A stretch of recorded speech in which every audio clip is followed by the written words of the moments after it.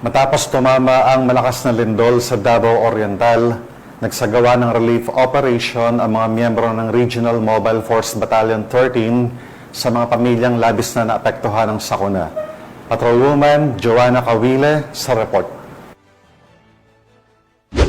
Nagbigay ng seguridad at tulong ang mga tauhan ng Regional Mobile Force Battalion 13 sa isinagawang pamamahagi ng mga relief goods para sa mga biktima ng lindol sa Barangay Mercedes, Caraga, Davao Oriental. Pinangunahan ang aktibidad ni Police Brigadier General Marshal Mariano P. Maestrado IV, Regional Director ng Police Regional Office 13, katuwang si Police Lieutenant Colonel Michael B. Losada, Officer in Charge ng Regional Mobile Force Battalion 13. Layunin ng operasyon na matiyak ang maayos at ligtas na pamamahagi ng tulong sa mga residenteng lubos na naapektuhan ng kalamidad. Sa tulong ng RMFB 13, naging organisado at mapayapa ang distribusyon na nagbigay daan upang mabilis na maihatid ang ayuda sa mga nangangailangan. Bukod sa pagbibigay seguridad, aktibong nakibahagi rin ang mga tauhan ng RMFB 13 sa aktwal na pamimigay ng mga relief goods.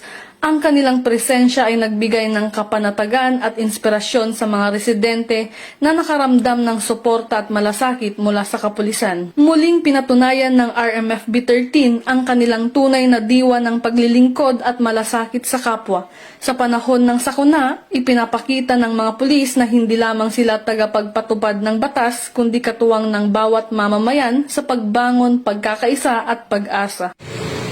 Mula dito sa Police Regional Office 13, ako ang inyong PNN Correspondent, Patrolwoman Joanna Cawile, alagad ng batas, tagataguyod ng Balitang Pulis.